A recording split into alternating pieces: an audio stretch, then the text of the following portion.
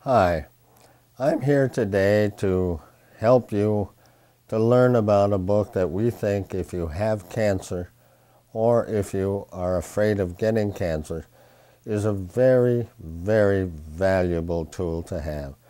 I've been fortunate enough, even though I'm known better as Billy Jack, to teach these principles and these psychological principles at medical schools all across the country, from Yale's medical school to Stanford's, from the University of Cincinnati's medical school, Board of Psychiatry and Oncology, to University of Florida, University of Virginia, UCLA, everywhere, and to teach at medical schools. I've also been privileged to work with and train and teach at the centers of a whole group of the leading alternate holistic theory treatments of cancer, from Bernard Siegel, the great author of the two bestsellers, Love, Medicine, and Miracle, and his cancer group at Yale. I've been invited back there many times to train them, to Norman Cousins, who wrote the laughter books and his work at UCLA professor of medicine, to O. Carl Simonton, the inventor of the Pac-Man theory of alternate theory, and a variety of other doctors, from Dr. Spiegel at Stanford University, etc. These are men who are leading the way in alternate theories. So I've been privileged to teach at both the hardcore medical school oncology centers, from Yale to Stanford, to the alternate theories, really wonderful, creative, and combine them in a way that no one has ever combined them before, which is the value. The book is The 6 Psychological Factors That Must Be Treated If You Want to, 1, avoid getting a cancer, and 2, succeed in the medical intervention, treatment of your cancer. As you see, the cover blurb states that this is a superb insight into the role that the mind and emotions play in developing a cancer and in the successful medical intervention or treatment of a cancer. How to recognize these 6 factors, and if you have them, how to remove them if you want to avoid a cancer or if you want to successfully treat your cancer. As we know, many cancers get successfully treated for the first 6 months or a year and then fall back into remission. Edward Gilbert, MD, a radiation oncologist at the Eisenhower Medical Plaza, said, "This is a benchmark in our recognition of causal factors that must be included in the cancer prevention and treatment. This remarkable new therapy will change your life, and as it has mine and my patients." That's powerful praise, and we have a long list of patients, some very famous, who have been helped and treated successfully by this therapy and this approach. The 6 factors that may lead to cancer, a remarkable new therapy to treat and prevent them. This surprising result of a 10-year successful study of approximately 1,000 cancer patients showed that these 6 factors, psychological factors, appeared more often than all of the other causes of cancer combined. While 80% of the patients had these 6 factors in their life, only 20% could be traced to a known carcinogen, such as smoking, asbestos, etc., and less than 15% for the other known causes of cancer, such as genetics, viruses, bacteria, or radiation. The sole surprise was sun cancer and skin cancer. But these factors were more than all the other combined. We feel anyone treating cancer, any MD, anyone who does not recommend and make the patient aware of these 6 factors and how they depress the immune system, how the elevated levels of glucocorticoid kill the T cells that come out of the thymus gland. This is crucial because radiation may work for a while, chemo may work, surgery may work, but after a while it wears off, and if these cancer cells are still free in the body and the immune system is still depressing them as these 6 factors do, they create the chemical changes that depress them, the patient is going to get a recurrence. I'm going to read this for you, and yes, I've reached age 45 where, as my friend Carl Reiner says, everyone needs a pair of at least drugstore glasses with that age. If breast cancer is inherited, why is it that 85% of the women who will develop breast cancer this year will not have a history of breast cancer in their family? Another, though cancers do cluster in families, and though some rare forms of cancer, such retinoblastoma, are genetically inherited, most cancers are not inherited. However, these 6 factors are almost always present in these cluster families, and it is these 6 factors that inherited or clustered or passed down from one generation to the next. This is very important, that a family creates these psychological conditions by the very nature of the family. Another, though our body produces cancer cells every day, our immune system immediately destroys them. So why, at a given point in time, does the immune system fail to destroy these cells, these cancer cells? Again, the 6 factors are what we discovered to be the answer on page 133. The others are on page 134. Why is it that if 10 women go to the same doctor in the same hospital and receive the same medical treatment for the same breast cancer in the same stage of development, stage 2, 1 may survive a year, 3 may survive 2 years, 4 may survive 5 years, and 2 may survive 10 years or even longer? Why is there such a dramatic difference in their survival rates, even though they had each the exact same cancer and treatment? Page 135. Why is it that children adopted at birth develop every genetically inherited disease according to the history of their biological family, except cancer? Studies indicate they develop cancers along their lines of their adopted family. Their adopted family, not their biological one, because what they do is they inherit the atmosphere, the environment that creates the 6 psychological factors: fear, rejection, etc. Page 134 on chapter 16. Though with a few cancers, there have been some spectacular increases in survival rates. Overall, medicine's fight against cancer has been a failure. Why is it that since 1950, after almost a half a century of untold billions of dollars of research, the overall survival rate has increased only 11%, from 38% to 49%? No better than a flip of the coin.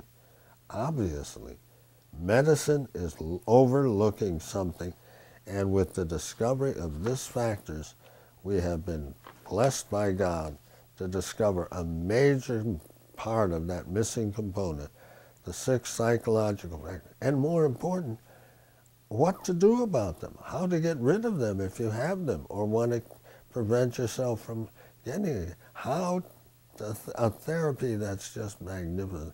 And lastly, why is it that, as every doctor knows, a patient's passionate belief in the medical regimen occasionally produces a spontaneous remission?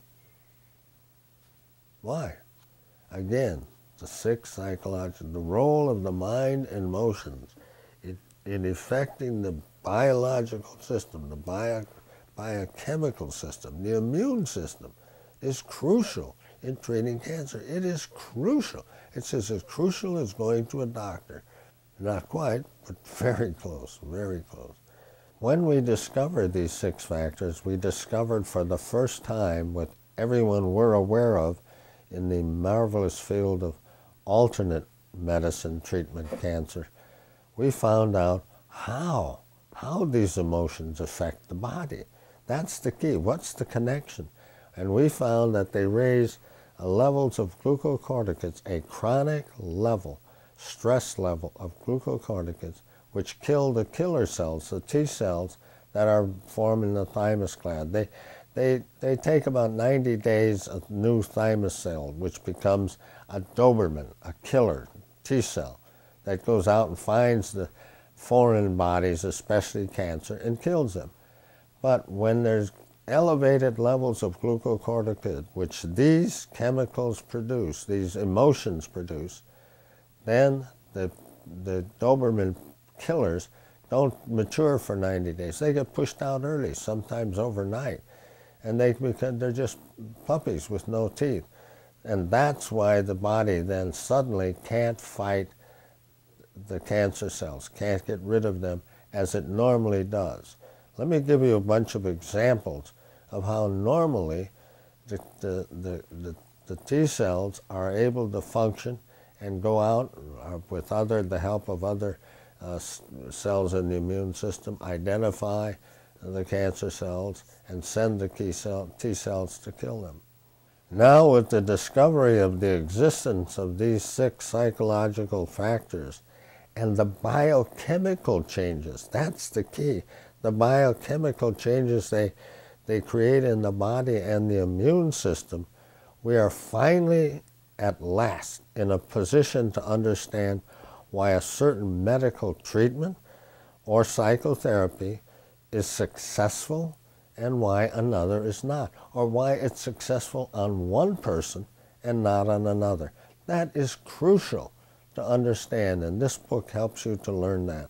More important, by removing these 6 factors from a patient's life, we can fundamentally change not only the quality of the patient's life, but the biochemistry that causes these negative chemicals to suppress and destroy and damage the immune system, and thereby greatly increase the patient's chance for the medical intervention to be successful and go into remission and remain in remission. I've been in remission now for 11 years, or enormously enhance their chance of preventing a cancer, especially if they have it in their family or they're in that kind of workplace. This is a tremendous help. Here are some of the examples that finally help us understand why the age-old argument between mind and body comes together in a great combination of proper medical intervention and alternate medical intervention. Why the mind and emotions, the role they actually play in creating the biochemical changes that cause the cancer or help us get renewed. I'm going to read this for you. Here for the first time is the exciting discovery that there exist these 6 unknown psychological factors that create a unique state of mind that creates these biochemical changes that work on the brain to change the immune system. If these factors can be recognized and removed from the patient's life and are combined with the correct medical treatment, that's crucial, the chances of more successfully treating the disease are dramatically improved.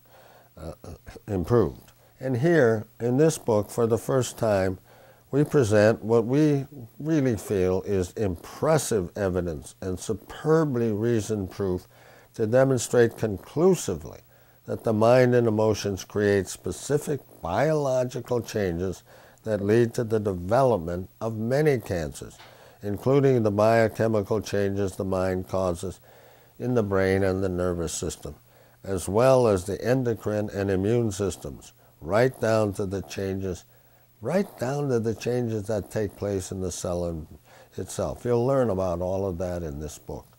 This book also explains one of the most baffling mysteries in cancer. Why is it that though a known cancer-causing agent such as the papillomavirus or the carcinogen from smoking is present in two individuals, a cancer will develop in one person but not in the other, with the same carcinogen present. Chapter 14. Finally, this book shows you why one kind of socio-support group or psychotherapy can be effective, and why another kind of therapy can not only not be effective, but also be destructive. It also shows that among the most destructive are some of the most popular alternate therapies advocated by several of the best-selling authors, as well as additional therapies offered by some of our most prestigious hospitals and cancer institutes. The key to all of this, to why these psychological factors have such an important role and play such a powerful role in helping us treat our cancer, help with the medical treatment, and prevent our cancer. I'm borrowing this from the great founder of modern psychiatry, C.G. Jung, the great Swiss psychiatrist. Jung said, the underlying reason one has a neurosis, and in many cases a physical illness, including some cancers, is because some aspect of the personality is being prevented from being developed. Some unknown potential talent, ability, skill, attitude, or perceptual capacity is not being allowed to be added to the patient's conscious personality. Some new part of them is not being allowed to be added to the conscious personality. He goes on, the secret of healing lies in creating an environment that allows each of us to consciously develop this hidden capacity of our personality. Or as St. John of the Cross said, the hidden deity, the veiled deity hidden in our soul. An environment that frees us to live up to our full potential instead of someone else's expectation. Let me read that again. The environment that allows us to live up to our own potential instead of someone else's expectations, whether that be our parent, our spouse, a friend. This is everything, and this is what our therapy helps you to do, shows you, gives you tools, powerful tools, that enable you to live up and discover the hidden potential in your unconscious psyche, in your soul, that you have been denied from developing and is caused the constant level of stress that you live under, the pressure that has created this biochemical deficiency in your immune system. Here's a former cancer patient writing, saying, this book not only saved my life, it gave me an enormous hope because it is the most beautiful and profound spiritual insight into the psychological meaning of cancer yet written. I hope that's true for you. Please, if you are interested in cancer, take a chance, read the book, and I hope and pray it does for you what it's done for so many hundreds and hundreds of other cancer patients. Thanks very much for watching. I hope this has been help to you.